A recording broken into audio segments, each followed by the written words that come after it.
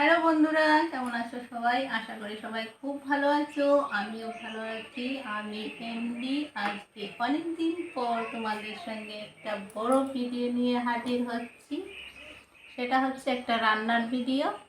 তো দেখে নাও কি কি আইটেম আছে আমার রান্নাতে। দেখো, এটা হচ্ছে শুকনো মাছ। আমার বাড়ি হচ্ছে ত্রিপুরায়। তো ত্রিপুরাতে আমরা এটাকে শীদল বলি। শীদল, তোমরা কি বলো জানি না। এটা শুকনো মাছের শীদল। এটা নরম নরম হয়। এটা ভালো করে পরিষ্কার করে ধুয়ে রেখে দিয়েছি। এখানে আছে পেঁয়াজ কুচি, এটা হচ্ছে রসুন কুচি, এখানে রেখেছি বেসন, হলুদ, নুন।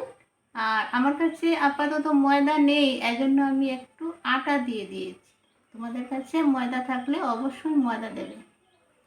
আর মেনলি যেটার উপর আজকে রান্নাটা আমি করব সেটা হচ্ছে চাল কুমড়োর পাতা। এটা তো সবাই চেনো। এই যে চাল কুমড়োর পাতা, পাতাগুলো কচি কচি দেখে নেবে, বুড়ো বুড়ো নেবে না, না হলে শক্ত শক্ত লাগবে। চাল কুমড়োর পাতা নিয়ে ভালো করে ধুয়ে একটুখানি নুন ছিটিয়ে রেখে দিয়েছি। দেখো কেমন সফট হয়ে গেছে, দেখছো? সফট হয়ে গেছে। কি কন্ডিশন হয়েছে, এই দেখো একটা লাড্ডু হয়ে গেছে। এগুলো ভালো করে জলটা নিংড়ে নিয়েছি। এই যে পাতাগুলোকে খুলে না, এইভাবে খুলে খুলে খুলে এইভাবে রাখতে হবে। সুন্দর করে সাজিয়ে এভাবে একটা থালার মধ্যে একটা বড় জায়গায় এইভাবে সাজিয়ে রাখবে সুন্দর করে। এইভাবে করে রাখবে। যে পাতাটা ছোট হয়ে যাবে ওটার মধ্যে আরেকটা পাতা অ্যাড করে দেবে, বুঝেছ?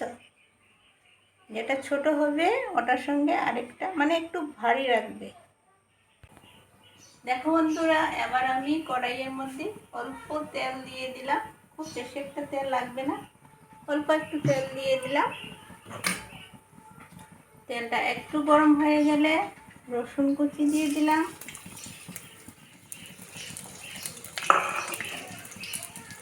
এবার রসুন কুচি দিয়ে দিয়েছি। এখানে তেল বেশি লাগে না, বুঝেছো?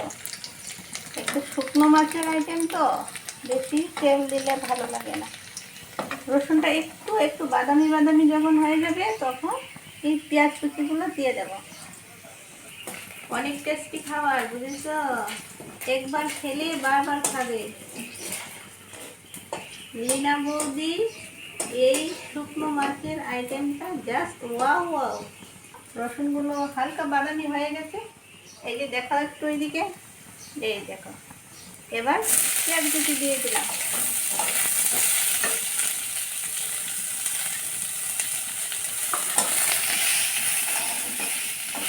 পেঁয়াজ কুচি দিয়ে দিলাম। এবার একটু হালকা একটু হলুদ দেবো। হলুদটা দিলেও হয়, না দিলেও হয়, তবু আমি একটু হালকা দিয়ে দিই।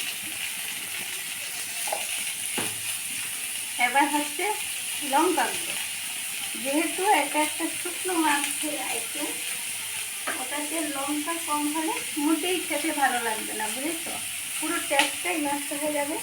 এই জন্য লঙ্কাটা একটু বেশি করে দিতে হবে।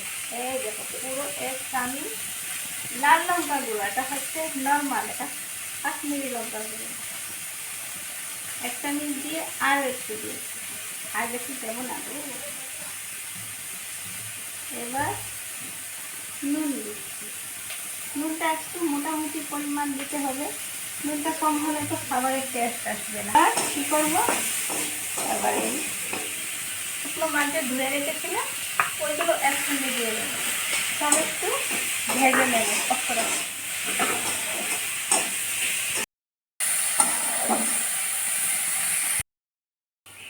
আচ্ছা, এবার দেখো ঢেকে দিয়েছিলাম, তুলে নিলাম। একদম ভাজা ভাজা হয়ে গেছে, দেখেছ? একদম ভাজা ভাজা হয়ে গেছে। দারুণ হয়েছে। আমার তো জিভে জলই এসে গেছে। আমার জিভে জল এসে গেছে। দেখো আমি ঢাকনাটা উল্টে দিয়েছি, দেখো কি অবস্থা হয়েছে। আমার চাটনিটা, এটার নাম হচ্ছে চাটনি, বুঝেছো? এটা এমনিতে খাওয়া যায়, এটার নাম হচ্ছে শুকনো মাছের চাটনি। এটা এমনিতে খাওয়া যায়, কিন্তু এটা স্পেশালিস্ট জিনিসটা হয়েছে স্পেশাল, যেটা পাতার মধ্যে ঢুকিয়ে বড়া বানিয়ে খেতে ভীষণ, ওটাই আজকে আমি বানাচ্ছি। তো এটা হয়ে গেছে। এবার এই যে পাতাগুলো যে রেখেছিলাম সাজিয়ে, পাতাটাকে নিংড়ে জল ফেলে পাতাটাকে এভাবে সাজিয়ে রেখেছি।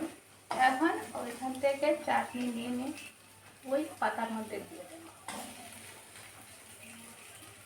দেখেছ, এই পাতার মধ্যে অল্প অল্প করে মাঝখানে চুলাটা অফ করে নিচ্ছি।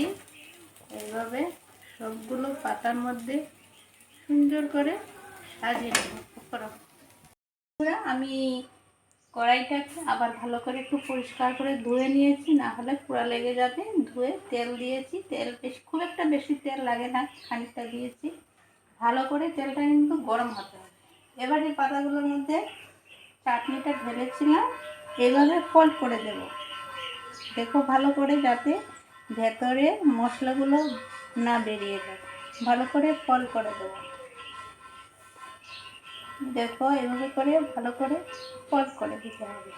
আমি একটা একটা করে সবগুলো ফোল্ড করে নিই। এখন এই যে বাটির মধ্যে যে ছিল বেসন, আমার কাছে ময়দা ছিল না, এজন্য আটা নিয়েছি। আটা, বেসনের পরিমাণটা বেশি দেবে, ময়দা বা আটা খানিকটা দেবে।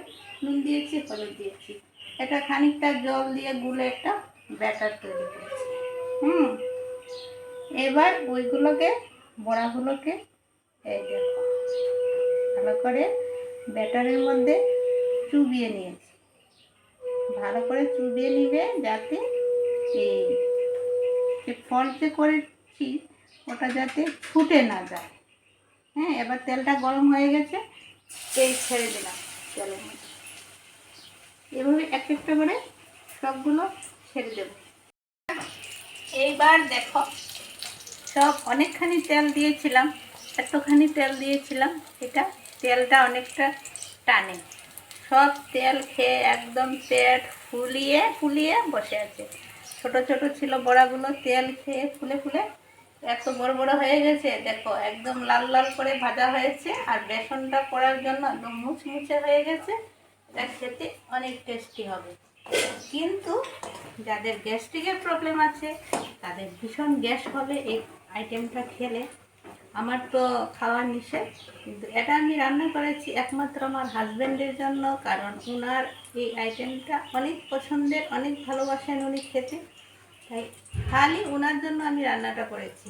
আর এটা বললে অবশ্য ভুল হবে যে আমি খালি দেখবো, খাবো না। আমি অবশ্য একটু খাবো, কারণ হচ্ছে আমার হাজব্যান্ড আমাকে না দিয়ে একা একা খাবেন না, বুঝেছ? আমি একটু খাবো, মানে পরিমাণে কম খাবো, ওনাকে বেশি দেবো। তা ভিডিওটা সবাই দেখবে, স্কিপ না করে। আইটেমটা অনেক ভালো, অনেক টেস্টি, অনেক কম খরচে, মুখরোচক। ছোট থেকে বড় পর্যন্ত সবার অনেক ভালো লাগবে। খালি পরিমাণটা হচ্ছে ঝালের, ঝাল যারা কম খাও একটু কমিয়ে ঝাল দেবে। আর একদিন রান্না করে সবাই খেয়ে দেখো, অনেক অনেক অনেক ভালো লাগবে রিনা বৌদির এই মুচমুচে শুকনো মাছের কুমড়ো পাতার বড়া। ঠিক আছে, দেখা হবে আবার নেক্সট ভিডিওতে আরও একটা কোনো আইটেম টাইটেম কিছু একটা নিয়ে। সবাই খুব ভালো থেকো, সুস্থ থেকো, এনজয় করো। আমার ইউটিউব ফ্যামিলির সকল বন্ধুরা আমাকে অনেক অনেক অনেক ভালোবাসা দিও। Tata, bye bye.